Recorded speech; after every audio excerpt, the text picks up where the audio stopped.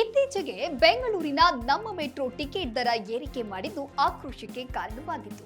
ಇದೀಗ ನಮ್ಮ ಮೆಟ್ರೋದಲ್ಲಿ ಕೊಂಡೊಯ್ಯುವ ಬ್ಯಾಗ್ಗೂ ಶುಲ್ಕ ಪಾವತಿಸಿ ಟಿಕೆಟ್ ಪಡೆಯಬೇಕು ಎನ್ನುವ ವಿಚಾರ ಸಾಕಷ್ಟು ಚರ್ಚೆಯಾಗ್ತಾ ಇದೆ. ಹೌದು, ಓರ್ವ ಪ್ರಯಾಣಿಕ ತನ್ನ ದೊಡ್ಡ ಗಾತ್ರದ ಬ್ಯಾಗ್ ಅನ್ನ ಮೆಟ್ರೋ ರೈಲಿನಲ್ಲಿ ಕೊಂಡೊಯ್ಯಲು 30 ರೂಪಾಯಿ ಶುಲ್ಕ ಪಾವತಿ ಮಾಡಿದ್ದಾರೆ. ಈ ಕುರಿತು ಪ್ರಯಾಣಿಕ ಎಕ್ಸ್ ನಲ್ಲಿ ಪೋಸ್ಟ್ ಹಾಕಿ ಬಿಎಂಆರ್ಸಿಎಲ್ ವಿರುದ್ಧ ಆಕ್ರೋಶ ವ್ಯಕ್ತಪಡಿಸಿದ್ದಾನೆ.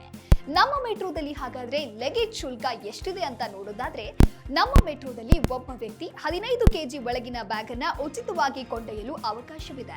ಒಂದು ವೇಳೆ ಪ್ರಯಾಣಿಕರು ಹೆಚ್ಚುವರಿ ಬ್ಯಾಗ್ ಮತ್ತು ದೊಡ್ಡ ಗಾತ್ರದ ಬ್ಯಾಗ್ ಅನ್ನ ಕೊಂಡೊಯ್ಯಬೇಕು ಅಂತ ಹೇಳಿದ್ರೆ ಪ್ರತಿ ಬ್ಯಾಗ್ಗೆ 30 ರೂಪಾಯಿ ಶುಲ್ಕ ಪಾವತಿಸಿ ಟಿಕೆಟ್ ಪಡಿಬೇಕು. ಈ ಲಗೇಜ್ ಟಿಕೆಟ್ ಅನ್ನ ಗ್ರಾಹಕ ಸೇವಾ ಕೇಂದ್ರದಲ್ಲಿ ಖರೀದಿಸಬೇಕು ಅಂತ ನಮ್ಮ ಮೆಟ್ರೋ ನಿಯಮಗಳಲ್ಲಿ ಇದೆ.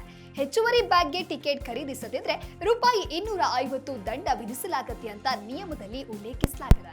ಬೆಂಗಳೂರು ನಮ್ಮ ಮೆಟ್ರೋ ಈಗಾಗಲೇ ದೇಶದಲ್ಲೇ ಅತ್ಯಂತ ದುಬಾರಿಯಾಗಿದೆ. ಬ್ಯಾಗಿಗೂ ಶುಲ್ಕ ಪಾವತಿ ಮಾಡುವುದು ಪ್ರಯಾಣಿಕರ ಮೇಲೆ ಮತ್ತಷ್ಟು ಹೊರೆಯಾಗತ್ತೆ. ಜನರು ಮೆಟ್ರೋ ರೈಲಿನಲ್ಲಿ ಪ್ರಯಾಣಿಸುವುದನ್ನ ಬಿಎಂಆರ್ಸಿಎಲ್ ಹೇಗೆ ತಡೆಯುತ್ತಿದೆ ಅನ್ನೋದಕ್ಕೆ ಇದು ಮತ್ತೊಂದು ಉದಾಹರಣೆಯಾಗಿದೆ ಅಂತ ಜನರು ಆಕ್ರೋಶ ವ್ಯಕ್ತಪಡಿಸ್ತಾ ಇದ್ದಾರೆ.